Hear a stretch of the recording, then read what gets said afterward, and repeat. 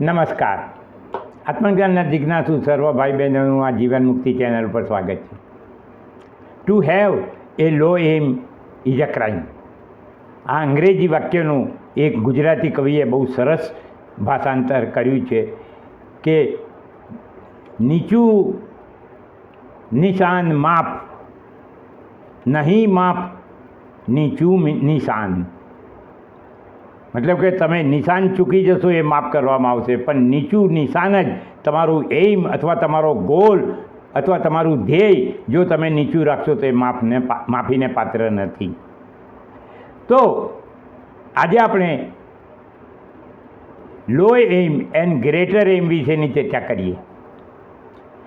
તો પહેલાં આપણે લોઅર એઇમ આપણા કયા છે એ વિશેની ચર્ચા કરીએ કે અત્યારે આપણે જે આપણું ધ્યેય છે એ કયું છે. અત્યારે આપણે જે આપણું ધ્યેય છે એ અજ્ઞાની સંસારી લોકોનું અનુસરણ કરીએ છીએ તે છે. જેમ કે જન્મવું, ભણવું, કમાવું, લગ્ન કરવું, ઘર વસાવવું, સંતાનોને ભણાવવા, એમને ઉછેરવા, એમને મોટા કરવા, સંસારની જવાબદારીઓ નિભાવવાની, બંગલાને ગાડી લેવાની, ભોગો ભોગવવાના, બસ. આનાથી આગળ શું? હાસ જીવનની બધી જવાબદારીઓ મેં સારી રીતે પૂરી કરી નાખી એવો અનુભવ કરવાનો ઘડપણમાં, અને છેલ્લે મરી જવાનું. આ જ આપણો ધ્યેય રહ્યો છે, જે આપણને સંસારીઓએ શીખવ્યો છે, અને 99% લોકો આ કરે છે. બસ આ જ આપણું જીવનનું ધ્યેય છે. જો આ જ જીવનનું ધ્યેય હોય આપણું, તો ભગવાન તો બધા પ્રાણીઓમાં સમાન છે. એમણે જ કહ્યું છે કે સમોહમ સર્વભૂતેષુ, હું દરેક પ્રાણીઓમાં સમાન છું. છતાં પણ એમણે મનુષ્યને એક વિશિષ્ટ અધિકાર આપ્યો છે, પ્રિવિલેજ. અને કયો? આત્મજ્ઞાનની પ્રાપ્તિ કરી ભગવાનની પ્રાપ્તિ કરી લેવાની. જે ભગવાનની પ્રાપ્તિ કરી લે એને તો બધું જ મળી જાય છે. અખંડ પૂર્ણ સુખ, શાંતિ, આનંદ મળતા રહે છે એને. એ પછી ભૌતિક વસ્તુનો આધારે નથી રહેતો. ભૌતિક વસ્તુઓની એને કિંમત પણ નથી રહેતી, જેને ભગવાનની પ્રાપ્તિ થઈ જાય છે. ટૂંકમાં અત્યારે આપણે જગત પ્રાપ્તિને આપણો ઉદ્દેશ બનાવ્યો છે. અને જગત પ્રાપ્તિનો ઉદ્દેશ બનાવ્યો છે એટલે શું થયું છે? જગત આપણા ભાગ્ય પ્રમાણે આપણને જે આપે છે એ લઈને આપણે રાજીના રેડ થઈએ છીએ, કાં તો દુઃખી થઈ જઈએ છીએ. અને જગત તો એક નિયમ એવો છે કે તો આપે છે તો પાછું એ લઈ લે છે, અને એ જ્યારે પાછું લઈ લે ત્યારે આપણે દુઃખી થઈ જઈએ છીએ. આ આપણો ધ્યેય. એને લોઅર કહ્યું, ગ્રેટર હજી મેં નથી કહ્યું. તમને હું ગ્રેટર એમાંય બતાવીશ. તમે પછી તમારી જાતે નક્કી કરજો કે મારે કયો એમ રાખવો. આ પહેલાં મેં એક શોર્ટ વિડીયો બનાવ્યો છે, જેમાં મેં એ વિડીયો બનાવ્યો છે કે તમે એકલા ક્યારે છો. તમે એકલા ક્યારે છો? તમે હંમેશા 24 કલાક કોઈની જોડે છો. તમારે જો આ બાબતમાં વધુ જાણવું હોય તો મારો શોર્ટ વિડીયો સાંભળી લેજો. પણ મારું અત્યારે મેં એનો ઉલ્લેખ એટલા માટે કર્યો છે કે તમે ક્યારે એકલા છો કે તમને તમારા ઉદ્દેશ્યનો ખ્યાલ આવે, તમારા ઉદ્દેશ્ય વિશે વિચાર કરવાનો તમને સમય મળે. તમને વિશિષ્ટાધિકાર મળ્યો છે. એ વિશિષ્ટાધિકારનો તમે શું ઉપયોગ કરો છો? કે પછી પશુની જેમ જ આહાર, નિદ્રા, ભય, મૈથુન છે એટલામાં જ જીવનની સાર્થકતા છે, એનાથી આગળ કશું નથી. આવું જ વિચારવું છે અને એ જ રીતે જીવન જીવવું છે. તમે કયો એમ બનાવો છો એ તો તમારી પોતાની મનની મરજી છે, એ તો ખરી જ, પણ તમારી બુદ્ધિમત્તા કેટલી છે એ પણ સાબિત થઈ જાય. કારણ કે તમે કશું વિચારવા કે સમજવા માગતા જ નથી, તો પછી તમે તમારા જે લોઅર એમ સાથે તમે નક્કી કર્યો છે એની સાથે જીવો અને એમાં જ જીવનની સાર્થકતા સમજો. એનો કોઈ વાંધો નથી. આપણે ગ્રેટર એમ વિશે જોઈએ છે હવે કે આપણો ગ્રેટર એમ શું હોઈ શકે. કારણ કે ભગવાને આપણને વિશિષ્ટાધિકાર આપ્યો છે. મનુષ્યએ આત્મજ્ઞાનની પ્રાપ્તિ કરી, ભગવાનની પ્રાપ્તિ કરી લેવી એ એનો ઉદ્દેશ હોવો જોઈએ. મારા ઉપર અકળાશો નહીં. તમે એમ ના કહેતા કે સાધુ બાબાઓ બોલે છે એમને ક્યાં કમાવાનું છે ને સંસાર છે. હું તમારી જેમ સંસારી છું. હું સાધુ મહાત્મા વૈરાગી સાધુ બાબા ગુરુ પ્રવચન કરતા નથી. તમારી જેવો સંસારી છું અને સંસારમાં જ બધું કરી રહીને તમને આ કહું છું. પણ હવે તમને કહું છું કે તમે જગતમાં રહો છો તો રહો, જે રીતે જીવો છો એ રીતે જીવો. જે કામો કરો છે કરો, જે જવાબદારીઓ નિભાવો છો એ નિભાવો, પણ તમારો ઉદ્દેશ ભગવાનની પ્રાપ્તિનો રાખો. જગતની પ્રાપ્તિનો ઉદ્દેશ ના રાખો, કારણ કે એ તો ભાગ્ય પ્રમાણે તમને મળતું રહેશે.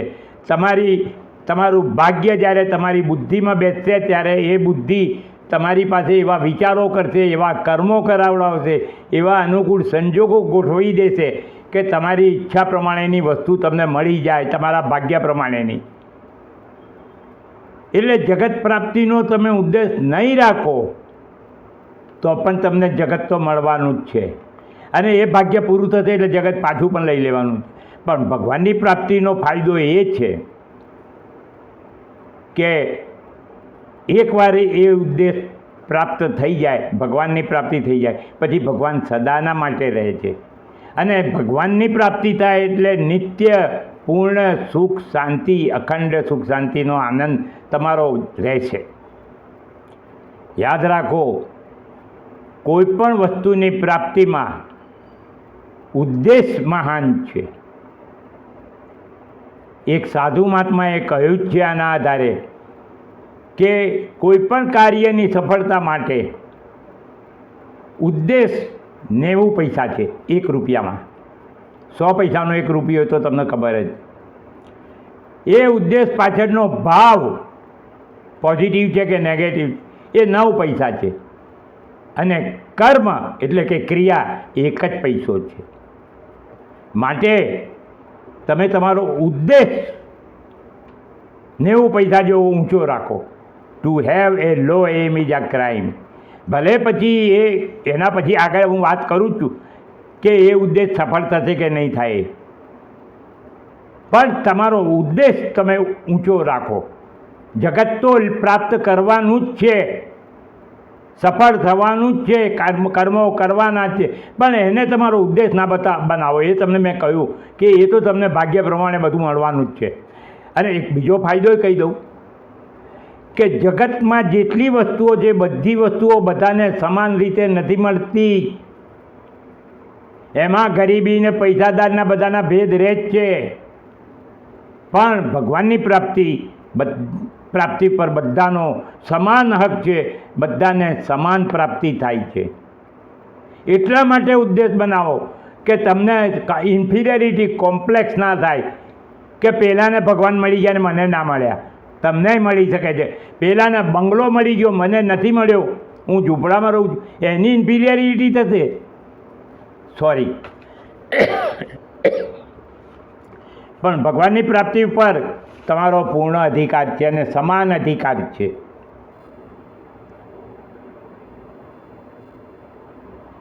જો તમારો ઉદ્દેશ લાંબા સમય સુધી એક રહેશે તો એ ઉત્કટ ઈચ્છામાં બદલાઈ જશે. યાદ છે ને તમને ભગવાને કહ્યું છે મમઈ વંશે જીવ લોકે.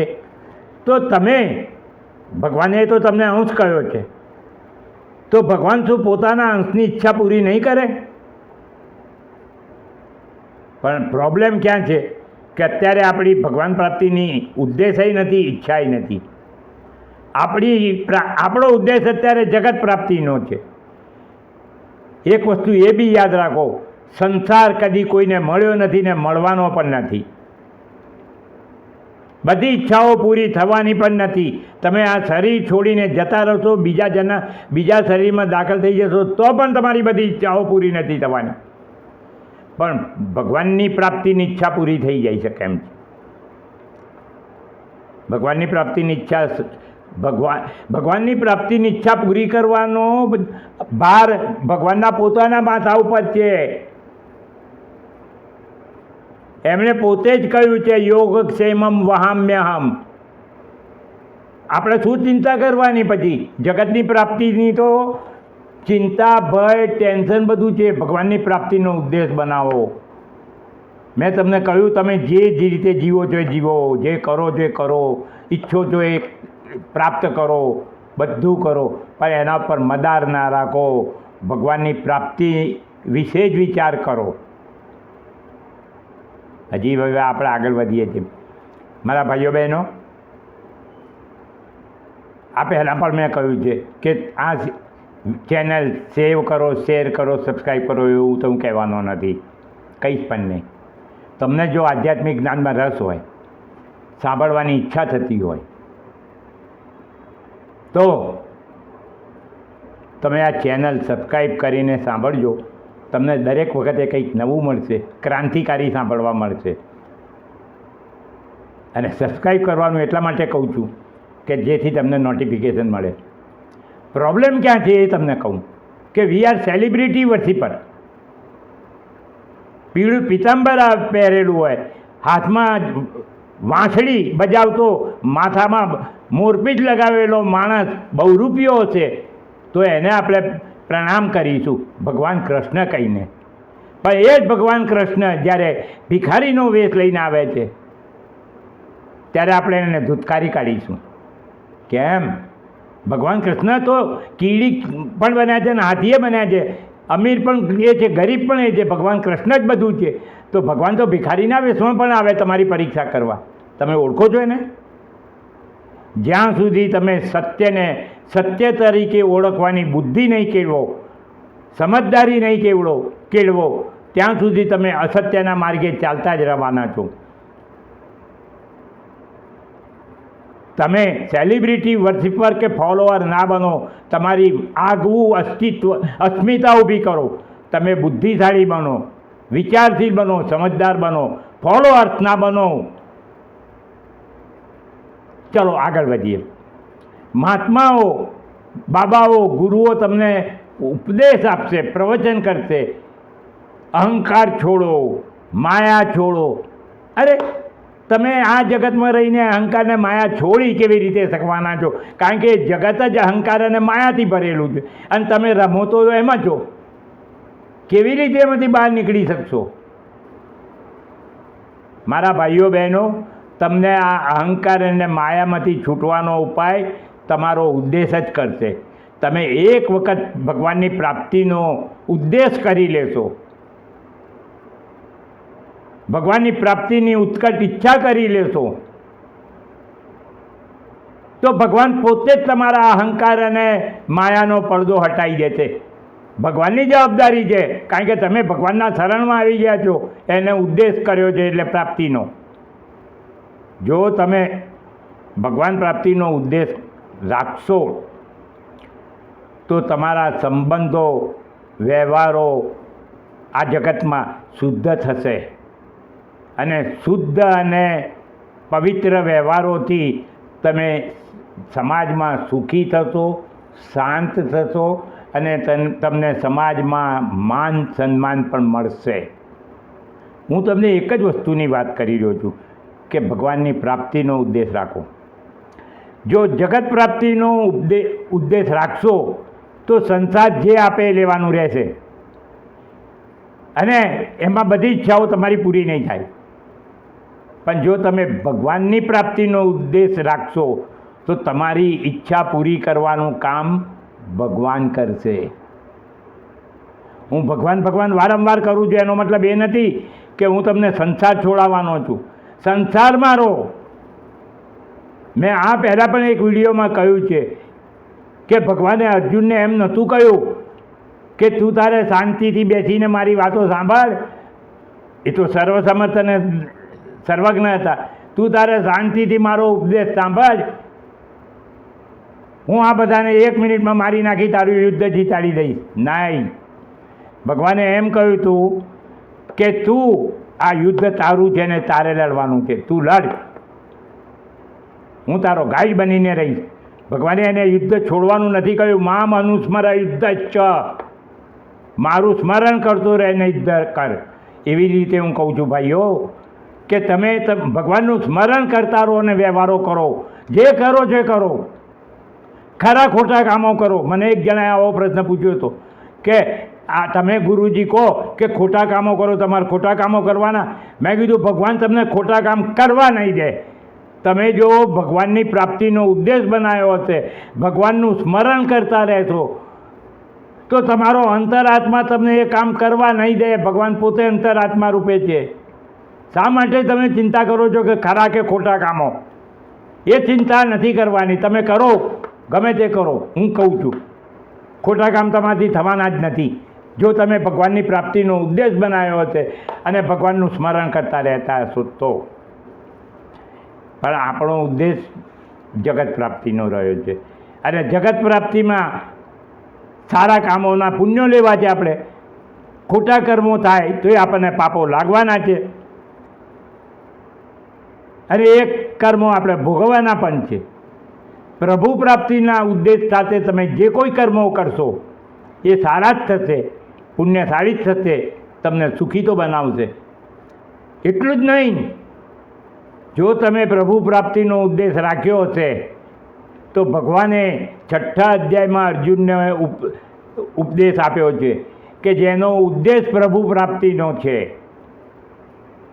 એ જો આ જન્મ તો એનું દિવ્યને સુખી બનવાનું જ છે, પણ એનો આ ઉદ્દેશ આવતા જન્મોમાં પણ ચાલુ રહેશે અને એક ને એક દિવસે એ જીવન મુક્તિ અને મોક્ષ પામી જશે. હું જરા ઊંચા અવાજે બોલતો હોઉં એવું તમને લાગશે. આઈ એમ એમ્ફેસાઇઝિંગ ઇટ એકચ્યુઅલી. મારો અવાજ ઊંચો કરવાનો અર્થ એ છે કે આઈ એમ એમ્ફેસાઇઝિંગ કે તમે સમાજ જીવો, જગત પ્રાપ્તિ કરો, ભોગવો, બધું કરો, પણ મનમાં ભગવાન સ્મરણ, ભગવાનના નામનું સ્મરણ કરો અને ભગવાનની પ્રાપ્તિનો ઉદ્દેશ જીવતો રાખો. ગમે તે થાય. એક વસ્તુ યાદ રાખો, તમારો ઉદ્દેશ જગત પ્રાપ્તિનો હશે તો જગત તો પ્રાપ્તિ થવાની નથી, તમારી બધી ઈચ્છાઓ પૂરી થવાની નથી. પણ જ્યારે યમ રાજા અહીં આગળ આ શરીરને લેવા આવશે, જીવાત્માને, ત્યારે મેં એક વિડીયો બનાવ્યો છે ને કે આપણે આખી જિંદગી ઊંઘતા રહીએ છીએ અને મૃત્યુની ક્ષણે જાગીએ છીએ. એ મૃત્યુની ક્ષણે જ્યારે યમ રાજા આપણને લેવા આવશે અને આપણને આપણી ભૂલો સમજાય, પણ આપણને એ ભૂલો સુધારવાની તક નથી આપતા. મહેરબાની કરો મારા ભાઈઓ બહેનો, મહેરબાની કરો. તમને મેં પહેલાં કહી દીધું કે હું તમને આગ્રહ કે વિનંતી નથી કરવાનો કે તમે સબસ્ક્રાઈબ કરો. મારા 120 સબસ્ક્રાઈબરો છે અને યુટ્યુબ મને એમ કહે છે કે એમાંથી 30% સબસ્ક્રાઈબરો સાંભળે છે નિયમિતપણે. તો એનો મતલબ કે 40 સબસ્ક્રાઈબરો સાંભળે છે ને, બહુ થઈ ગયું. 40 જણા તો સાંભળે છે. તમે જો આ જ્ઞાન યજ્ઞમાં જોડાવા માગતા હો તો ચેનલને સબસ્ક્રાઈબ કરો, નહીં તો સ્કીપ કરીને ચાલવા માંડો, મને કોઈ વાંધો નહીં આવે. ભગવાને એકલા અર્જુનને જ ભગવદ્ ગીતા કહી હતી, 5 લાખ માણસોને નથી કહી, હું જાણું છું. માટે તમે આ ચેનલને સબસ્ક્રાઈબ એટલા માટે કરો કે તમને નોટિફિકેશન મળતું રહે. માટે મારા ભાઈઓ બહેનો, તમારો ઉદ્દેશ ઊંચો રાખો. હવે ભાગવતમાં જે એક શ્લોક છે એ હું તમને કહું છું. ભાગવતમાં આ બાબતની ચર્ચાઓ બહુ છે શ્રીમદ ભાગવતમાં, પણ હું તમને એમાંનો એક શ્લોક વિશે વાત કહું છું. એક શ્લોક કહું છું, તસ્માત કેનાપી ઉપાયેન મનઃ કૃષ્ણમ નિવેશિયેત. અર્થાત કોઈ પણ ઉપાય, લાખો ઉપાય, કંઈ પણ થઈ જાય, ગમે તેવી પરિસ્થિતિ આવે, ગમે તેવા સંજોગો આવે, અમીરમાં અમીર હોવ કે ગરીબમાં ગરીબ હોવ, તમારું મન કૃષ્ણમાં પરોવી રાખો. બસ આટલું કરો, બાકી તમારે જે કરવું એ કરતા રહેજો. તો મારા ભાઈઓ બહેનો, હવે આપણે આગલા વિડીયોમાં મળીએ. ત્યાં સુધી મારા નમસ્કાર.